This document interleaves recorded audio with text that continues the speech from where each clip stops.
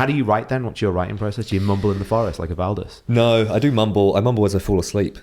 Oh, do you? Yeah, every night I go to sleep, like most people, and I used to daydream. I used to put myself into movies or whatever to fall asleep, but now I just mull over ideas. Put yourself into movies? Like, do you ever do that? Where I did it ever since I was a kid.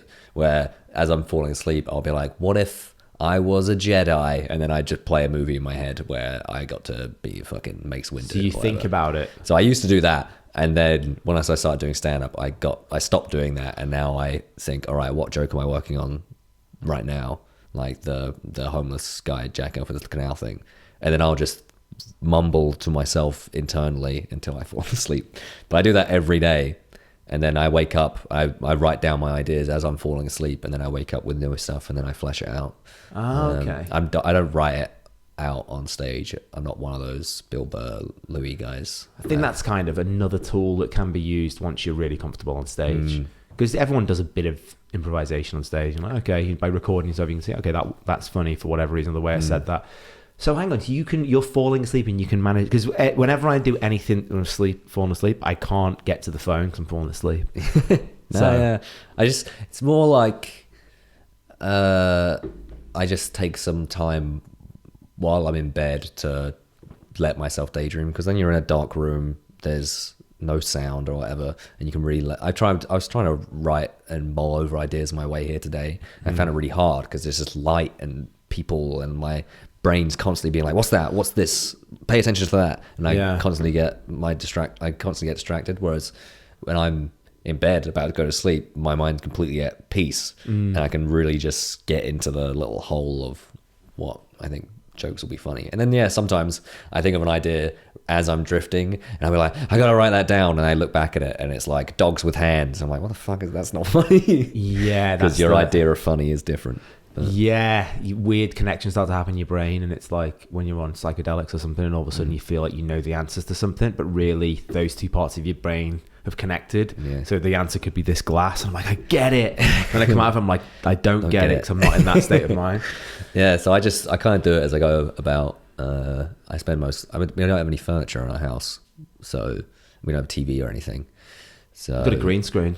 We do have a green screen. We just create a factory. I don't have any distractions. My old flat, I used to have all that shit, and I would waste away the day playing PlayStation or whatever. That's fun.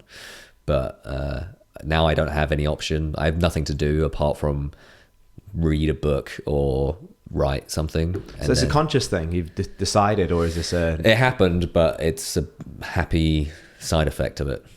We thought about, once we moved in, we're like, oh, we got to get all this, we should think about getting a sofa or whatever. And then after 2 months or 3 months of living with just a bed, basically, we realized, well, we don't actually hate this that much, and we are getting way more work done. And then Alice and I have very low standards, and we just sit in big empty rooms and walk around and mumble to ourselves and shout ideas from different rooms to each other. That's sick. It's a lot of fun. Yeah. That's a really creative... Yeah, because creativity comes from limitations generally. And that's good. So you've also removed a lot of distractions, and you've made it where you've got nothing. Because I've got so many fucking distractions. And that's the one thing I was thinking when you said that when you go into sleep, I find, although I haven't tried this yet, so I'll definitely give that a go.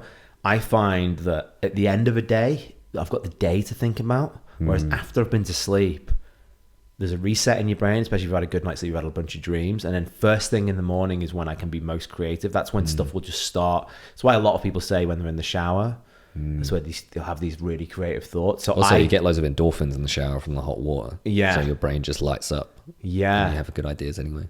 Yeah. And especially having just rested as well, your brain kind of feels just supercharged in a way. And first thing in the morning is when I generally write, but I will try the nighttime thing because it's, again, just different tools. Maybe you'll get a different type of thing. I like it at night because if you do it in the morning, I've got shit to do in that day that I'm thinking about. Like, okay, I have to get to work on time or whatever. So I can't ever truly relax because I need to think about eating or whatever. Whereas at the end of the day, everything's sorted. so I can completely focus without being distracted by my own brain. But also, I stopped listening to music in the shower. That's a Gary Goldman tip, which has been useful. I used to listen to podcasts and music and shit in the shower. Yeah, I've stopped that as well. And I stop it and I just let my mind run. And I write for 5-10 minutes. Too many fucking distractions anyway. You can constantly be distracted, and that means you're just not using your brain because you're just taking shit in.